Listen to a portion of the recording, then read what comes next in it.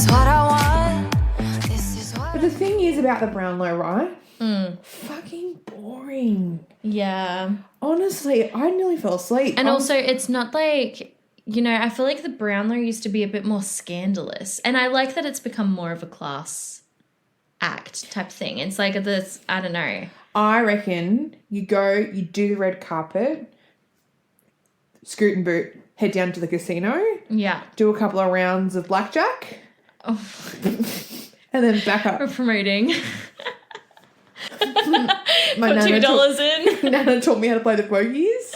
Yeah, Nana Marg. Nana Marg. And then just go and, people. And then go to the after party. Yeah. Once it's over. You know what? I was watching it and I was like, God, the dresses this year, like, there weren't really any that I was like, nah, don't love that. Like, I think they all looked pretty good. Like, there were only a handful where I was like, nah, not my fave. But I was watching it and I was like, I would look great on that red carpet. No, but do you ever see a red carpet where you're like, I would do really well on this red carpet specifically? Like, for me, it's the Brownlow and the VMAs. Oh, you really think highly of yourself. No, I don't ever look at that. No? No. No, because they've definitely got specific themes. Oh, yeah. No, I will Like, agree with there are that. some that you would do better at than others. And, like, I don't think I would do that well at the Met, to be honest, as much as I would love to go. Oh, I don't have the confidence for it. it. You could not pay me enough money in the world to go to the Met. Really? Oh my God, that's fucking terrifying. Like, I think it would be so fun and interesting, but I feel like you have to have a certain element of, like, confidence. And I'd say I'm a confident person, but to pull off some of the outfits, I don't think I could do it. I don't think any of this is good enough. Nah, neither. Oh, well. Hey, guys, and welcome back to another episode of Hot Mess Podcast. I am your host, Matilda Johnson, and once again, we're joined by producer Grace. Hello. Are you okay? Yeah, it's just... It's been a long week and it's only Tuesday. We didn't even record last week. We had a week off. No, it's just like... I think it's because it's hot. It is hot. I mean, we say it's like, 20 degrees? But I think it's like... It's Melbourne hot. It's Melbourne hot and the sun is shining and it's going to be a long weekend this weekend and I'm a bit stressed out about the weekend and I'm just But a bit all over it's going to be a good shop. weekend because we've got the grand final for I'm the AFL. stressing out about it, Matilda. I'm really stressed about it too. And you're not even a fan of either teams. You've jumped on the Collingwood bandwagon because I am a Collingwood supporter and you're like, I'll follow you anywhere. Don't know if that's accurate. Not quite it. But sure, you want to make delusions of that, that's Yeah. fine. Mm-hmm. But I am on the Collingwood bandwagon, which is a big call considering I'm a Brisbane gal. Yeah. But But you've got your reasons. You've got your reasons. We work in an office full of Collingwood supporters. Yeah. And we went to a Collingwood game. Just last week. Last week we went to their finals. Their semi-final, I guess. I feel like I saw a side of you that really opened my eyes. My competitive side came out. Yeah. You could say it was a bit feral streepy, but I think it was almost a bit more than that because it was a bit terrifying for everyone involved. Like, I felt like the way I did at the Taylor Swift ticket sales day, but my behaviour was very different. First of all, set the scene. We've just kind of gone straight into footy chat, which I feel like makes sense. It's appropriate. Makes sense because we're definitely in our sporty girl era. We've said this before, we'll say it again, but we're sports gals. We are definitely in our AFL moment at the moment. Yeah, I'm obsessed. So okay. Quickly, if you're not following the AFL, what are you doing? Yeah.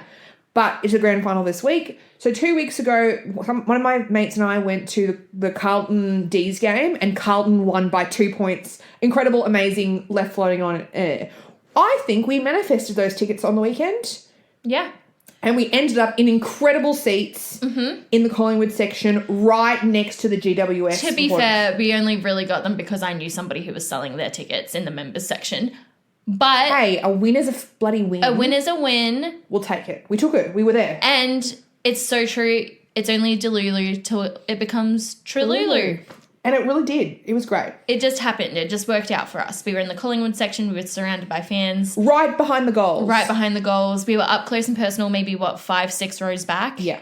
So, it was great. If you followed the game, it was very close. 1 point. 1 point win. And I thought I was going to have a heart attack. yeah, I think going into it, Can you put your phone away, please? I'm so sorry. I'm trying to tell a It's really story. popular. I think if you had asked, if you knew the two of us and you had said who's going to be more feral, you'd probably say me. Yeah. I'm just a bit more of a sporty gal than you are, even though you're in your sporty girl era. I'd say I'm a sporty gal. It's just that I don't go to enough sporty events to show that I'm a sporty gal. Saying that, you have been to the AFL the last 3 weeks. Yeah, 3 weeks, basketball. Anyway, Yeah. I don't have anything to prove. It's fine. we were definitely in with the Collingwood supporters. My territory. Yes. The people just across the row from us were the GWS cheer squad. Mm-hmm. And there was one particular individual who really, when they scored, they turn around and like egg us on. Yeah. I have never in my life witnessed anything like you putting dead eyes on this gentleman, who I would like to say it was probably 6'5". He was a very tall man. Very tall man, And he was bit a of ginger. unit. And so, you know what? I think the fact that he was a fellow ginger, I think that's what really rubbed me up the wrong way, because I was like, we should be on the same team. Well, at one point, I turned to you after the GWS Giants had just scored, and you had the look of death in your eye, and you were staring at him, and you just said, I'm going to hurt that man. That's what you said. I think I must have just blacked out because I don't even remember. And I really turned to saying you and I those was words. like, what? And you're like, I do not like that man. I'm going to hurt him. And I was like, Matilda, you're 4 foot nothing. You're going to stay right here. Yeah. Then- He was probably double my size. Easily. Easily double my size. Also, like, logistically, we were, like, a fair distance away from him. I would have had to have a running start to try and do anything. But also, besides from that incident, it just kind of grew from there as the game progressed, because that happened in the first quarter. Yeah. You are up and about yelling things to the players, and I quote, "What is this? Oz kick?" You, for your first Collingwood game. All year. All I hadn't year. been to one at all this year. I went to like 5 or 6 games last year. Did not go to a single one this year until the finals. So I don't know where that came from. Honestly, that's a good line though, and I will use it again. I've actually told a few people about it, and they're like, "Oh, I'll be using that one." It's a good one. Yeah. It came out of nowhere. What is this? It just came from- No, what is this? Oz What kick? is this? Oz kick? Came from the heart. Yeah, it did. But anyway, came away with the win. We then walked from the MCG Back to my place. in silence. About a 45-minute walk. Silence. I don't think we've ever been that quiet around each other, ever. Even on a really bad day. And in the No, there was never. there was that one time where you were like, "I'll hop out of the car," Oh, and I was like, we don't need to get into that. We don't need to get into that. But yeah, it was such an interesting walk home because I felt a bit euphoric, but in a way that I just dissociated. Yeah. And I kind of felt like Harry Styles a little bit because I've told you about this. Yeah. The TikToks of Harry Styles, Riding a Lime bike On in the- London. it riles me to no. Oh, I'm so upset. I just flung my glasses off because it upsets me to no end. He doesn't wear a helmet. Who does he think he is? God? But he's Harry Styles. He should be protected. Like, he's clearly, like... He's got a responsibility.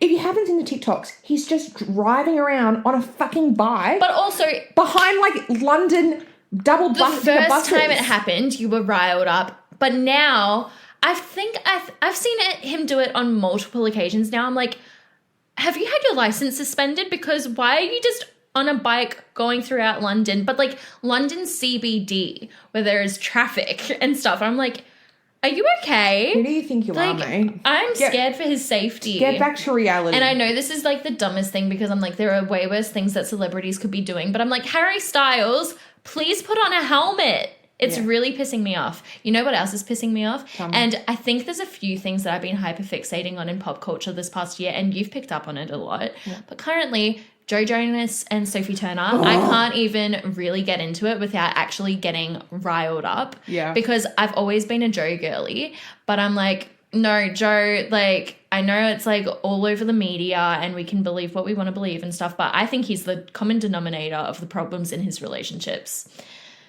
I actually don't even want to really get into the whole thing. I could talk about it for ages. Because the whole situation that's happening between him and Sophie actually just makes me really upset. Yeah. Because the final straw was this week. It came out that he's like withholding the kids' passports. Yeah. That's so messed up. So messy. Do not do that, and not hot. And not hot. Not hot at all. Not hot. Really actually foul. Yeah. And also I'm like, but also I love the part where she's out for dinner with Taylor Swift, his ex. I'm like, yeah, go off, Mr. Perfectly Fine. Yeah, I love that the side whole of it. conversation about how he tried to frame her as a bad mum and all that. It's actually just foul and disgusting. What other pop culture things have we... I've been really caught up on, of course, the Jonah Hill Oh breakup. my gosh, you That- have been going on about that for ages. That and the That Ashton happened Kutcher. so long ago now. Oh, and Ashton Kutcher and Mila Kunis defending Danny, what's his name? Don't even need to know his last name because I do not care about that man enough to even take note. Fuck that guy. Yeah, you've definitely... Jonah Hill, if someone said to me, what have you 100% hyper-fixated on? Jonah Hill. Yeah. Yeah. You send stuff to me about it all the time and I have to engage in it. Yeah. I don't know what it is about that breakup that I'm just like, fuck that guy. And I was always a Jonah Hill fan as well, but this entire scenario, I'm like, nah. If there's one red flag that I have discovered that I freaking hate, it's the control of somebody in your relationship and like how much you think you can have over the person who you're with. Yeah. And then I feel like we're just bragging something at the moment. You know what else is just really on my mind? The Roman Empire? Yeah. No? That... How often do you think about the Roman Empire? Never. I just find it a bit boring. I find the whole thing weird that men are so hyperfixated on the Roman Empire. I'm hyperfixated on...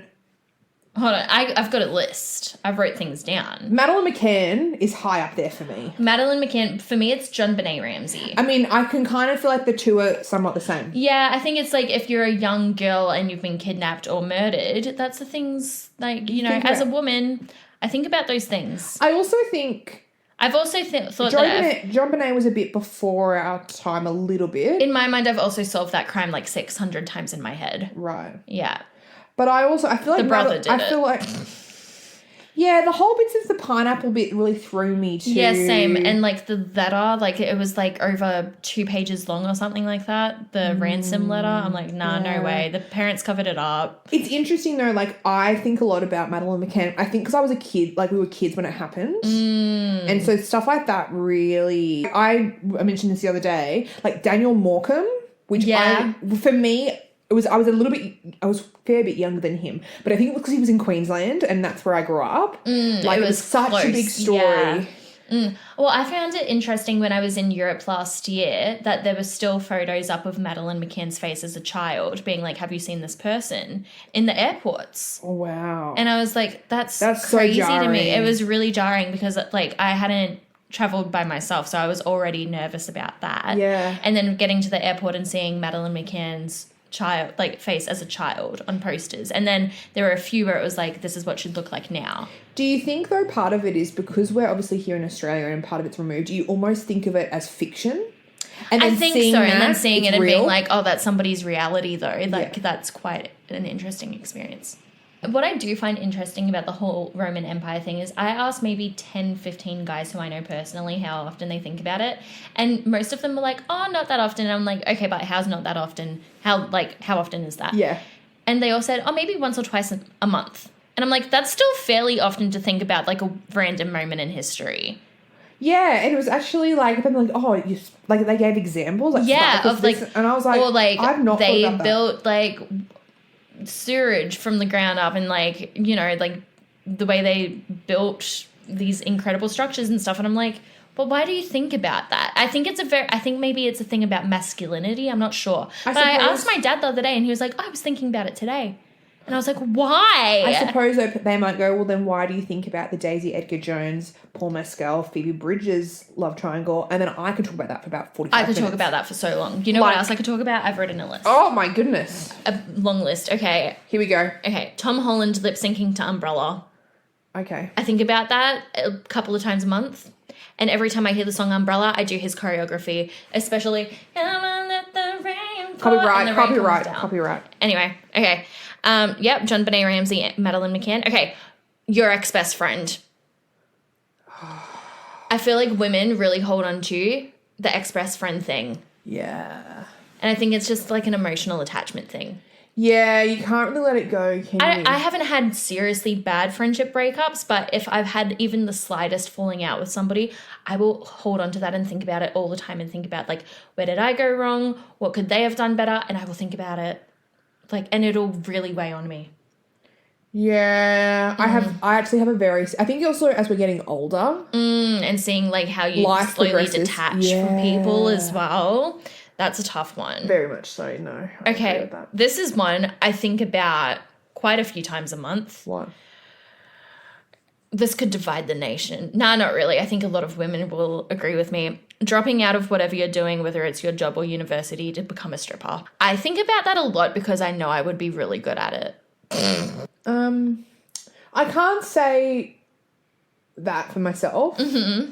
I definitely have the fantasy of, like, leaving work and, like, going and living overseas. Or, like, something like that. I think that's the equivalent. Yeah, but... Yeah. Nah, I think I've just seen the movie Hustlers too many times. And I'm like, yeah, I could do that. But I also there's definitely the appeal of having a sleep-in. Like, the idea of not having to work 9 to 5 and working your own hours. Yeah. That's nice. I think it's just because I've got the dance background and I've had women who I know who are strippers tell me I'd make a great stripper, that I'm like, I could do that, you know? Yeah, okay. And so I think about that a lot. But How I much is don't a think lot? I could, like, a lot. Well, give a time. Like, In a month, how often would you think about it? Once a month? no, like, I'd say once a fortnight. So twice a month. Yeah. So, but, like, I don't think I'd ever actually do it because I don't have the confidence to do it. But I'm like, oh, yeah, I know I would, like, you know. Do you wouldn't get it be super? great? I don't know. Maybe we'll have to talk to a stripper. If anyone knows, I'm curious. I am curious. Do you accrue sick leave? Like, No, I think suppose- it's like I suppose working it as a depends. casual. I Okay. do know that in some places you have to pay to dance there. I know that much. what about work cover? No, I don't think so. I suppose it's Because it's like you're working for yourself? yourself. You're your own business to a degree, unless you work permanently at the one place. Is it kind of like, you know how hairdressers, they can, like, rent a chair at some salon? I think it's like that. Oh, okay. Well, if anyone Yeah. knows, please let us Please know. let me know. I'm curious. Okay, Taylor Swift in general. Think about her all the She's time. had a great week. Oh my God, I love her with Travis Kelce. I'm like, that's dad. That's our stepdad. Yep. And also, you know what? I think she's going to marry him, and I've got my reasons. She just got out of a 7-year relationship with Joe Alwyn. She then went through the whole, I'm going to date the guy that nobody really likes in Maddie Healy, although I do love the 1975, but she went through her dating a loser, Rebound nice and quick. rebound. The next guy is always the guy where it's like, this is going to be good and it's going to be serious and it's going to be good for me. And she is now in that era. When you said good for me, I thought you meant, like, for us. And I was like, yeah, I feel like he's I gonna feel give like us it's the good content. for us as well. Yeah. But also, he's a fan. He shot his shot. And it worked And out it for worked him. for him. He is the perfect example of being delusional until it becomes true. That's what we should all strive for. And so everyone should act like Travis Kelce. Kelsey. Yeah. I think he's great. And I think that they could be long term. And what's that? You Belong With Me. Oh, no. What's the one where she's like, well, now she is in the bleachers cheering him on. You were right. But then what's it? When you're 15, and she's like, in your life, you'll do things greater than dating the boy on the football team. I'm like, Taylor, you can do both. You've done great things, and now you're dating the guy on the football team. And I love that for her. Oh, that's beautiful. Isn't that sweet? It's like a full circle moment. Anyway, I think about Taylor like every day Yeah, that's fair enough. because I probably listen to her every day. Anyway, the Edwardian era. So like Pride and Prejudice, Jane Austen era. A lot of people fixate on that. The Renaissance era, Marie Antoinette. Let them eat cake. Let them eat cake. Henry VIII and his 6 wives. Divorced. Beheaded. Died. Divorced. Beheaded. Survived. My mum said that that's her Roman Empire. Okay. And the Tudor era. But I don't really think about that too much. Definitely Diana for me. Diana, Salem witch trials. Mary, Queen of Scots. No, you're Scottish. Yeah. And you don't think about Mary? I think about Mary. You're Norwegian. I know. No. People think I'm Scottish because of the ginger. I'm like, nah, babe, I'm from the Vikings. Actually, I was speaking to someone about this the other day. Most Scottish people look kind of more like me. Yeah. With like With the darker hair, feature. the darker features. Yeah. Because that's when Spain. Yeah. Yeah, the Spanish Pillaged. Yeah. Well, my mum's side are Portuguese. Because Excuse my voice. I was like, gasped. Because they were, well, pillaged and, well, you know. Well, let's move on. Anyway. What's the next but one? anyway, I got the ginger from the Norwegians. Anyway, after Mary Queen of Scots, I did put Princess Diana. I also put the Don't Worry Darling drama. Oh, I think about that. Well, I used to think about that a lot more than I do now. But I still do. When I see the ads, I'm like, oh, that was messy. Wouldn't you want to be a fly on the wall? The things I would do just to know the insider gossip, but I don't think that's something we will ever find out about. Oh, no. But I really wish I did. Okay, this is a good one. Tiger Woods cheating scandal. Yeah. That shaped me as a child because it really, I think it was the first time I learned what cheating was. I didn't know that You just kind of unlock something like a childhood memory. Right? I remember that being such a big deal. Mm-hmm.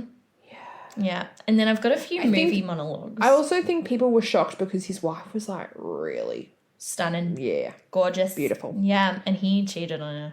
Anyway, that stuck with me as a child. Anne Frank for me too. Anne Frank, she's on my list. I think about Anne Frank a lot. I think about Anne Frank a lot. I think, again, that was a book that a lot of young women were encouraged to read, so that's probably why we think about it. Yeah, I think I read it probably a little bit too young, and I remember getting nightmares, but... Same. Anyway, what's left? I've got a few monologues from films. The cool girl monologue in Gone Girl. Yep. Amy's monologue in The New Little Women. Yep. I want to be great or nothing. Yep, you get it. The girls who get it. And like you have a choice in who you love in this world, that whole thing. And then the America Ferrera monologue in the Barbie movie. Mm-hmm. Julia Gillard's speech. Yes, that's a good one. Toxic shock syndrome. Oh, I think I get every time of the month. I'm like, how long has that been in there? I get really stressed. Okay, this is going to be really dark. On my birthday this year, when we were out partying, I was on the rags. I was surfing the Crimson Wave. And I thought to myself when I got home, I was like, I don't remember taking my tampon out. Matilda. And I think for about 2 days, I was so stressed because I was like, I can't find it. To this day. Oh my God. But I just computed what you actually just said. Yeah, and like during the night out, I don't remember taking it out. But I knew I put one in before we left. And even to this day, I'm like, oh, well, who knows? It surely would have. I should probably just go to a gynecologist. That's something I need to do. I'm 25. Anyway, moving on. The look on your face where you're like, Tilly. I would like to encourage everyone to follow the Instagram account Get Papped. Yeah. They have some really great information on. I've been putting it off. I know I should do it. You can go and do it yourself. I know. I just don't want to do it myself. I don't trust myself to do it myself. I think I'd freak myself out. Anyway, okay. One Direction. I think about One Direction a lot. I think about the breakup. I actually saw something on TikTok the other day that was like, in Barbie Land, they're still a band. Oh my God, they are. With all the Barbies hanging out. The Barbie dolls of One Direction. Yeah. Oh my God, now I really want to be in Barbie Land. Okay, 2014 dystopian movies such as Divergent, Hunger Games, and The Maze Runner. It was really a year for that, wasn't it? It really was. That was an era. Yeah. And everyone was obsessed. Yeah. Yeah, and great casting. Such good casting. It was also the year of like hot male action figures. And then my last one, because I did put Anne Frank, but it's okay, we've already jumped to her. Abby Lee Miller and Dance Moms. Oh my gosh. I think about that all the time. I quoted it twice today. I cut my finger on my mom's ring. Because I cut my finger today and I said I couldn't go on the podcast. I was like, oh, I hope I can still dance this weekend. Anyway, so that's all of my thoughts on the Roman Empire and what my versions would be. Yeah. But I don't think about them all the time. Probably just like Toxic Shock. And what was the other one where I was like, fuck, I think, Taylor Swift. What was the one that I think about all the time? I've already forgotten. See, it obviously doesn't affect me that much. Oh, yeah, dropping out to become a stripper. Well, it's not dropping out because you finish school. You have a 9 to 5. Quitting work. No, I love my job, though. But, yeah, they're my Roman empires. Anyway. I feel like, again, as women, we have like, similar similar ones. The ones that I said, you know, we're like, oh yeah, that's that. Yeah. But anyway, yeah. You had last week off, and then we have had lots of chats. This is a little window into our friendship. We'll be chatting, and then we'll start to be like really funny. And I'll be like, oh, park this for the podcast. That happens quite regularly because we are quite funny. We're hilarious. We do like a giggle. We're so funny. But obviously this whole season has been revolved around you dating, and we've been talking a lot about when you are getting ready for a date, both for the podcast and just in life. Not that happens often.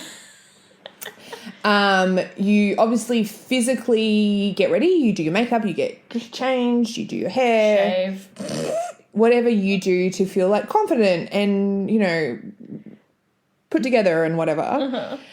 Like how there's another side to it, which is like almost the emotional and like internal, that's the wrong word to use, but like the emotional getting ready and preparingness for a date. Okay. But also like, I don't know, just also with your friendship. It doesn't have to be with a romantic relationship. Because we have been talking a lot about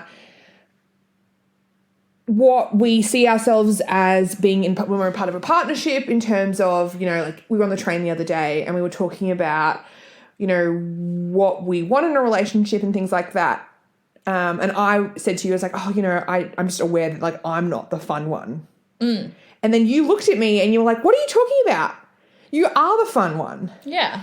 And how it's interesting what your internal conversation and thoughts about yourself and what you want and who you are can be quite different to what other people perceive of you. Correct. I think another good way of putting it is that you put on different hats for different relationships in your life because you have different expectations from different people and what you want and desire from those people. No, around you. I so agree, because we were then chatting about another time about how in our friendship I'm the Blair to your Serena. Yes. And you then were like, oh, well, another friendship with whoever, it's the opposite. Yeah. So it definitely varies. And it's like, I mean, it's the same with like the black cat and the Labrador, or like the golden retriever type thing. Or like in Taylor Swift terms, he was sunshine, I was midnight rain. Right. I'm sunshine, you're midnight rain. In a hot way. But it's thinking, okay, so one, I suppose, is like, what do you want in your friendships? And I think different friendships have different kind of push and pull and different, like, I definitely have some of my best friends. I've definitely got, with my closest friend, I would say I'm kind of more the little sisterhood of her big sister kind of vibes. And definitely more of like the wild one. Yeah. Which I never really look at you as the wild one. No. I think you're very put together. So it's crazy to me that you're a wild one in somebody else's life. Yeah. Well, wild. Oh, wild. That's so wild. So then thinking, okay, well, that's with our friendships. What do I really want out of one, like a romantic date or like a romantic relationship? Partner. Because going on a date doesn't mean you necessarily need to have a romantic relationship with that person, if that makes sense. That's the thing as well. I've realized that like with me going on these dates and stuff, currently, considering I just got out of a long-term relationship, I would say if I were to start actively dating seriously, I don't think I'd be like dating for marriage currently. Whereas previously, if I were to start dating somebody, it was more that mindset, like, if I'm going to date you, I want it to be long-term. Whereas now I'm like, oh, like, it's not, like, necessarily playing the field, but it's also just, like, a lot of self-discovery in terms of what do I want from somebody else. Yeah. You know? So I'm like, I've never been the casual dater type, but now that I'm out of a long-term relationship that, to be honest, I did think I would marry the guy. Now it's like, okay, well, that's fine. Like, let's actually do some more research, if you will, about other people who are in my life or like not in my life and meeting them for the first time. And that's kind of the whole point of dating, I guess.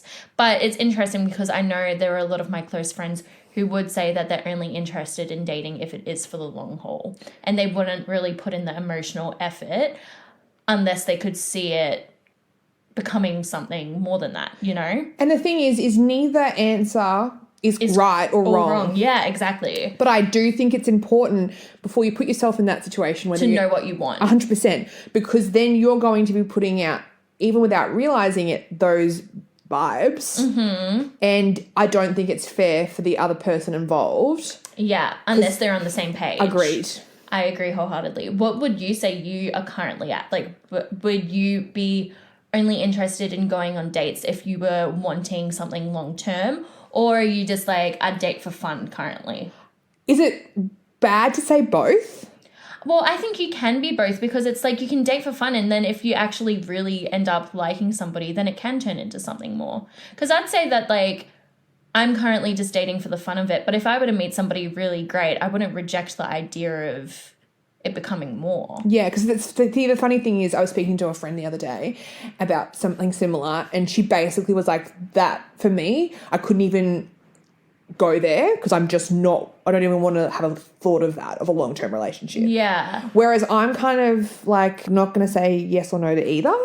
Yeah. Maybe, do I need to do more research within myself? Probably not. I think there's nothing wrong with that. Yeah, I don't think there's anything wrong with that. And you know what? I think it hit me today. I did have a guy say to me that he thought I was emotionally unavailable. And it kind of occurred to me, I think I'm the most emotionally aware that I've ever been in my life. And maybe it's not that I'm emotionally unavailable. Maybe it's just that there wasn't the connection there. And so externally, I was exuding that more than I thought I was. Well, that's the thing. He was potentially saying that you were emotionally unavailable. Emotionally unavailable to him. To him, that's the thing. Yeah. That's what I mean. I'm like, well, maybe you put the feelers out and maybe I just didn't express it in the same way. And it doesn't mean that I don't like the person, and I think like we can have great chats sometimes, but that's part of dating. You're also not on the same page, so it's just not going to work. Yeah, not on the same page. Exactly. So you have to really understand where each person's at when you are going into dating. And so in order to know where each person's at, I think you need to do the thought of where am I at? Yeah. Yeah, it's interesting. Because I think that's the thing. I think we can get caught up in just being like, I need to be on the dating app, so I'm just going to go, instead of actually going, hang on a second. There's not a right answer, but what do I want? Yeah, exactly. And I think it's interesting because I've been on dating apps recently without really using it in a serious manner or anything. Like, to be honest, like, I've been on one date off a dating app and I was like, like, not that it was bad, but it was just like, I don't know if that's really what I want to be doing right now. Did just delete them all. And I've met some really nice people while I'm like out and about, like out for drinks and stuff like that. Have like chats on social media, whatever. But I'm also, I wouldn't say I'm emotionally unavailable. I'm really enjoying meeting people. I think I'm just like, I'm quite comfortable with where I'm at with being single. Mm-hmm. And so if somebody were to like want to take me out for a drink or something, I'd go and get to know them. But I don't know exactly, like, unless I'm super like, oh, I actually really, really have enjoyed doing this. I would say, I don't think I'd be interested in dating for the long term currently. I wouldn't say that you're scoping the scene. No. At all. No. In terms of you're open. I'm open. But you're not scoping. But I'm not actively searching to find like the love of my life. And I sometimes feel like, especially as you get to your mid to late 20s, where it feels like every second person's getting engaged or getting pregnant. That's hard. That is hard to go, okay, well, these people around me seemingly want these things. Do I then by default want it too? And it's okay to go, actually, I don't. Yeah, that was something I noticed when I got out of my relationship. Somebody who I'm very, very close with said to me, okay, so are you now going to be like looking for the person you want to marry then, if that's the case? And I was like, no. Like they kind of posed it to me in a way where it's like, oh, you are 25. Like, so will you take it really seriously? And I was like, no, not really. What am I, 27? I'm a child bride. I'm a child bride. Literally. No, what's the Pride and Prejudice? I'm 27 years old. I have no money or prospects. I'm already a burden to my family. And I'm frightened. I don't feel that at all. I'm not frightened. I'm 27. I'm not frightened. No. Good. As you should be. Not frightened. We're just living, loving, laughing. Rock out with your cock out. If I had one, I would. But that's the thing, So yeah, I think it's been interesting. We've had these kind of conversations about it for a few weeks now, kind of planning this. And I definitely have noticed in the conversations, I don't know about you. Well, no, I do know about you. Okay. I have definitely thought about that a lot. And I can know from our little conversations we've had that you've kind of had that I've thought caught on to it a bit more. of what you want. And yeah, for sure. I think for a while I was uncertain, but now I'm like, I'm quite comfortable just doing me and becoming like the best version of myself, because I also wouldn't want to seriously enter a relationship again without having done the work on myself and being like, this is the best I can currently be. You know? There's sometimes I have issue with the whole thing of like, you need to work on yourself, because I don't actually think you need to work on yourself. Sometimes people do, but I think it's important to just have an awareness of what you want. Yeah. Because I think sometimes you go, oh, what do you mean I'm not working on myself? I'm not like learning a language, or I'm not running a marathon every day. No, I don't think you don't need to do that. I think it's just for me, like getting into the stuff that I'm passionate about and really working on things that I haven't done so in recent years that I really want to bring back into my life. And like, I think it's important to have things outside of a relationship. And so I've been like focusing on those things. You want to be a little hobby girl. I want to be a hobby girl, and I really want to enjoy the things that I do in my personal time that are like solely for me. Yeah. So for me, that's the working on myself. For sure. Like just doing things for myself. I definitely think for me, it's been like thinking, okay, quiet the noise around you about what everyone else is saying, and saying, oh, you know, like I'm getting to the point where I actually had a family member ask me if I was going to freeze my eggs. Really? Yeah, and I was like, I'm 27. Yeah. Like, whilst I think fertility and taking that kind of stuff seriously is really important, I was like, I don't know if we're quite there yet, babe. Yeah, and it's also interesting because it's like, who knows if you like really like, you want kids? Do you want kids? Yeah, I think I do. Okay, then like that's something to consider, but like not anytime soon. Like you could meet the love of your life tomorrow and be like, you're going to be the father of my children. But it's also that kind of thing of going, all right, quieten all that noise, quieten the baby announcements and the engagement announcements that come up on your Instagram feed every 2 minutes. Yeah. And forget about what people are either happening, like what's happening around you and what people are telling you should want, and go, what do you really want to do? Yeah. Because at the end of the day, it's your life. That's what I've been thinking about a lot recently. That's your Roman Empire. That's my Roman Empire. It's just like, everyone else shut the fuck up. Let me do me. I'm going to do me. Yeah, good. I think that's also interesting because I think now that I'm single again, I've really thought about it, and I'm like, I was never the kid that was madly in love with the idea of becoming a mum. Right.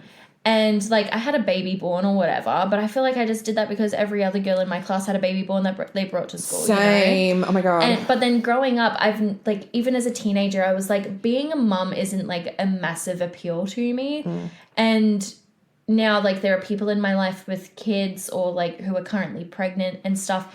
And I don't know shit about pregnancy, and it only really occurred to me that I really don't know and haven't focused my life on learning anything about pregnancy up until recently because of the people around me. Yeah.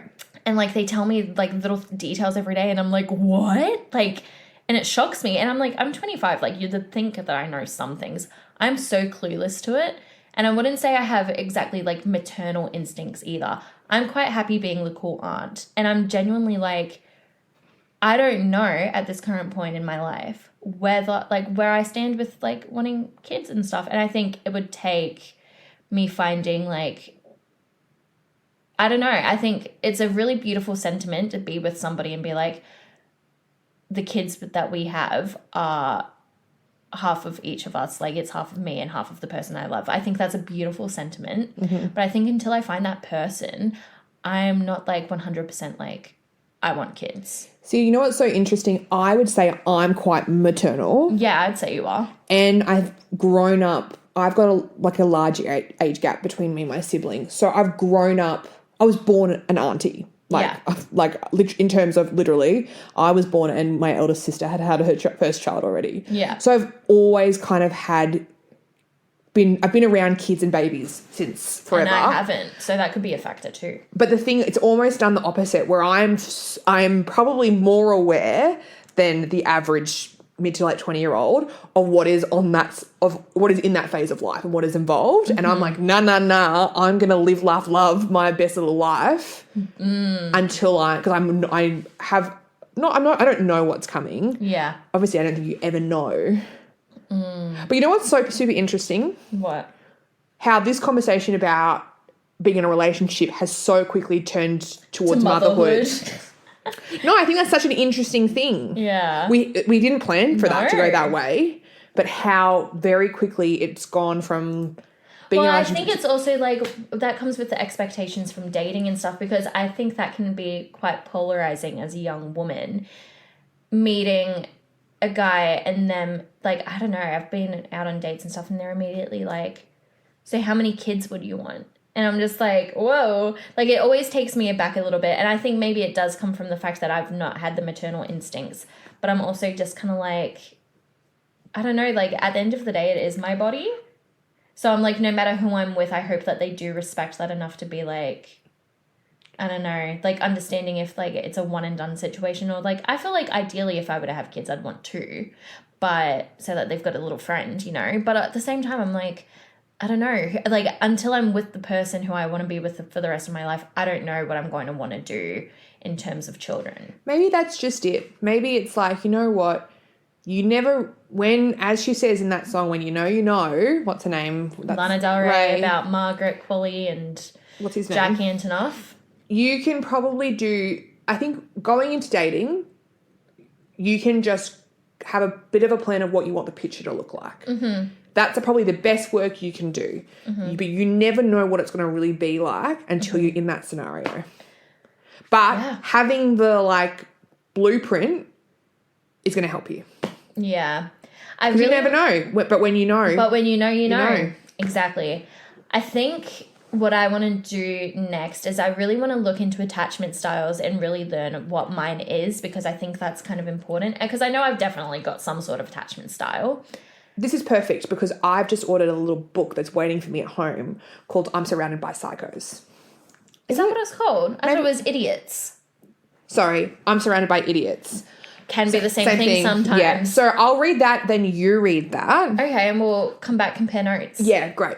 Okay, because, I'm intrigued by what my attachment style is. I read something the other day and I was like, oh, that kind of resonates. But I feel like I definitely need to research it before I give any opinions on the podcast about what I think I am in terms of attachment style and stuff like that. What would you say your love language is, though? Because I feel like that's something that you can somewhat know already without having to research it. Like, you know what you want in that degree. Yes, I think it's very interesting because I think there's what you want and then what you receive. Yes. Want to receive. Like, there's what you give out and what... I think it's different. I think I give out two things. I definitely think it's, like, gifts for me. Mm-hmm. And I would say acts of service. Oh, yeah. I so see that for you. That's what you give out? Yeah. And I think what do you want? Acts of service. Okay. Like, gestures or... I don't really know what acts of service really means, to be honest. It's just, like, little things like, I had to take my car. Oh, no, your car's already been serviced. I've taken care of it for you. Yeah, or like kind of a nurturing. Yeah, or like I had a really busy day at work. It's like, oh, no, you have to get that from the post office. I'll grab it for you. It's done. That's nice. Yeah. I like that. I think because for me, I think that's a real, like, you're connected into where I'm at. Yeah, on like an emotional, psychological level. Yeah. Oh, I like that. What about you? I'd say I'm a gift giver. Yeah. And I'm, like, weird with receiving gifts. I'm definitely not, like, one to be like, oh, thank you. Like, I don't know. Like, if somebody gives me a gift, I'm like, that's really nice. But, like, I get freaked out. But I like giving gifts. Do you know how that's so interesting? Because whenever I've given you gifts, I've actually given you warning. Yeah. How interesting and I've needed the warning. Yeah. Because I do get freaked out. Like, I'm like, what have you done? What have you done? Like, yeah. It really freaks me out. I don't know why. How interesting that, like, yeah, But I love giving gifts. Even if it's, like, a small thing, just a little thing, like, it's just like, oh, I thought of you and I saw this, and I don't know. Maybe I'm also a shopaholic, but anyway, I love giving gifts. And how do you want to have it received? Or not even how do you want to? How do you feel love? I feel love in acts of service. Yeah. And quality time. Right. But for me, I'm also like quality time, and I think I also like to give quality time. But for me, quality time doesn't even have to be like going out on dates all the time. It's just like being in each other's company and like cherishing that company and like acknowledging like the company and time, like not And being in the moment. Yeah. You know, and like really acknowledging the time spent together. That to me is quality time. Like, because sometimes like, also, like, sometimes you get sick of each other too, and that's totally fine. Yeah. But I think, like, when you're together and, like, being really tentative to the time together and stuff, I really appreciate that. So, yeah. There you go. But also, I think that says a lot about, like, also what you want from relationships, because I think I've realized recently that I've kind of brought this up with you. I haven't gone too in depth with it. I've realized that what I crave in relationships is just stability.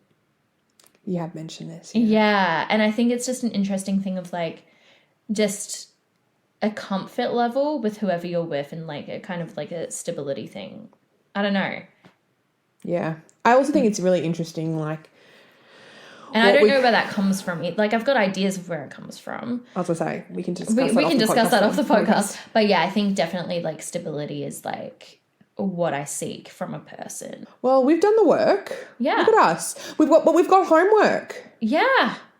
Okay, so we're going to look into attachment styles next and find out what kind of personality we are. psychoanalyze ourselves. Which is a little bit scary, if I'm honest. I'm a bit worried I think about it. You can do it and then you think, This could bring out what our red flags are, aside from me wanting to fight grown men at the football. Yeah, that was a lot. I don't know. I'm sorry. Like, I'm a bit embarrassed. Because it's like I blacked out. I just think it's hilarious that we just walked home in silence. You and I could walk with him, like talk, not walk. Well, talk and talk. We could talk with them multi-talented. with a mouthful of marbles about anything. We could talk about shit all the time. It was like 45 minutes of just dead silence. Yeah, that was weird. Anyway, sorry to the ginger man from GWS. No. Never apologize to him. No. Yeah, okay. No. But I was just competitive. It's fine. And you know what? It paid off. Yeah, because Collingwood are through to the grand final. I'm so excited. I'm really nervous though, but we've got a really fun weekend planned. But we can catch up on that and what happens next week. Next time. Got a few dates coming up. And that's all I'm going to say about that. And a few, you know what, some deeper episodes in the making as well. So that'll be interesting. Thanks for having me. Of course. Always a pleasure. Great. Love ya. I'm so tired after that. Oh my gosh. All right. Well, you know where to follow us on Hot Mess Podcast at I'm Hot like, Mess. I'm done. Yeah, you were like, I'm out of here. At Hot Mess _podcast on Instagram and Twitter. Thanks again for listening, and we'll catch up. Well, you forgot about TikTok, Dar. I mean, not TikTok. Twitter? Did you say Twitter? I said Twitter. Oh my gosh, we need to end this now. Okay. Bye. TikTok. Bye. Love you. See ya.